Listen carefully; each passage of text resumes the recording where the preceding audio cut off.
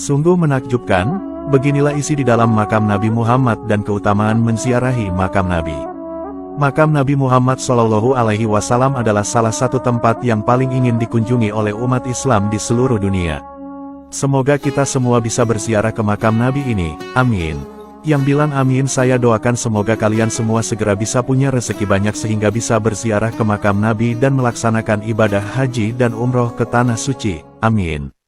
Mari kita lanjutkan videonya. Sebagai tempat yang memiliki arti penting bagi umat Islam, orang-orang dari seluruh dunia datang untuk menyampaikan salam mereka kepada Nabi dan meyakini beliau mendengarkan dan membalas salam mereka dari kuburnya. Makam Nabi Muhammad SAW letaknya berada di dalam Masjid Nabawi di Madinah, Arab Saudi.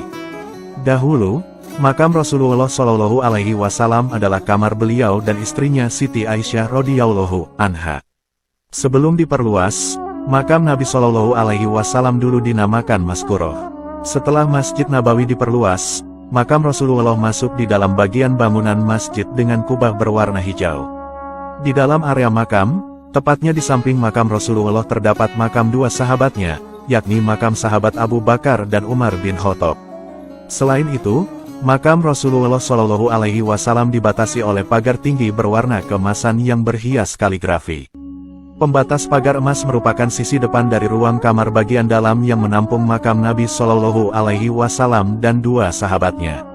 Nabi SAW dimakamkan di rumah Siti Aisyah, yaitu tempat beliau tinggal saat wafat. Dahulu, Siti Aisyah tinggal di rumah kecil nan sederhana di samping Masjid Nabawi.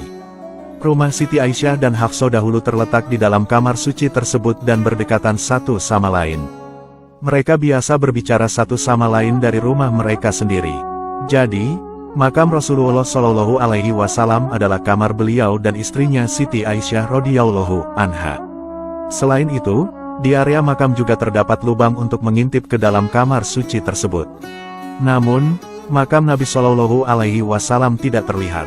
Lubang terbesar ada di sebelah kiri yang lurus menghadap makam Nabi SAW. Lalu lubang tengah menghadap makam sahabat Abu Bakar, dan lubang kanan menghadap makam sahabat Umar.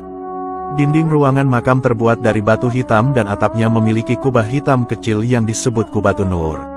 Kamar suci atau makam Rasulullah SAW tidak memiliki gerbang dan benar-benar tertutup dari luar, kecuali sebuah jendela kecil di kubah yang terhalang oleh pagar emas di bagian depan.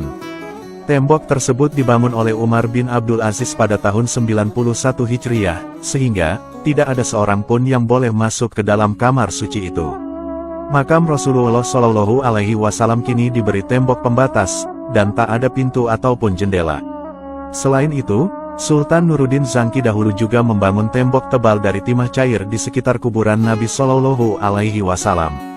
Tembok itu dibangun setelah ada insiden upaya orang Nasrani yang hendak menggali makam Rasulullah pada tahun 1164 Masehi atau tahun 554 Hijriah. Namun, upaya pencurian dan penggalian makam Nabi SAW tercatat sudah beberapa kali terjadi di masa lalu. Makam Nabi SAW pernah digali di bawah tempat tidur di mana beliau wafat. Berikut keutamaan dan pahala besar berziarah ke makam Nabi Muhammad SAW. Banyak hadis-hadis yang menguatkan masalah ziarah ini. Imam Daruqutni rahimahullah telah meriwayatkan hadis dari Ibnu Umar, bahwa Rasulullah SAW bersabda, "Barang siapa menziarahi makamku, maka dia wajib mendapatkan syafaatku." Selain itu, Nabi SAW juga pernah bersabda, "Barang siapa menziarahiku setelah intiqalku, maka dia seperti menziarahiku di masa hidupku, dan barang siapa meninggal di salah satu haramain, Mekah dan Madinah, maka dia akan dibangkitkan dari kuburnya termasuk orang yang aman."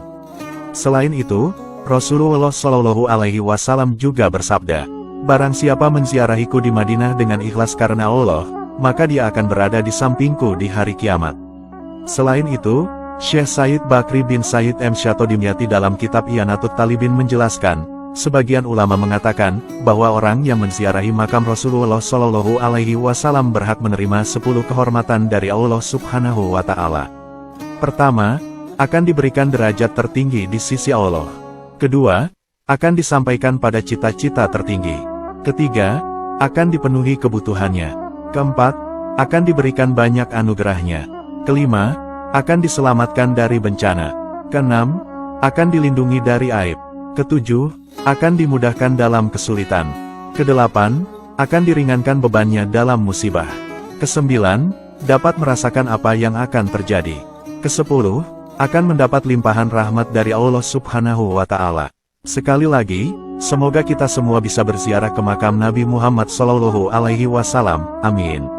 Yang bilang amin saya doakan semoga kalian semua segera bisa punya rezeki banyak sehingga bisa berziarah ke makam Nabi dan melaksanakan ibadah haji dan umroh ke tanah suci. Amin.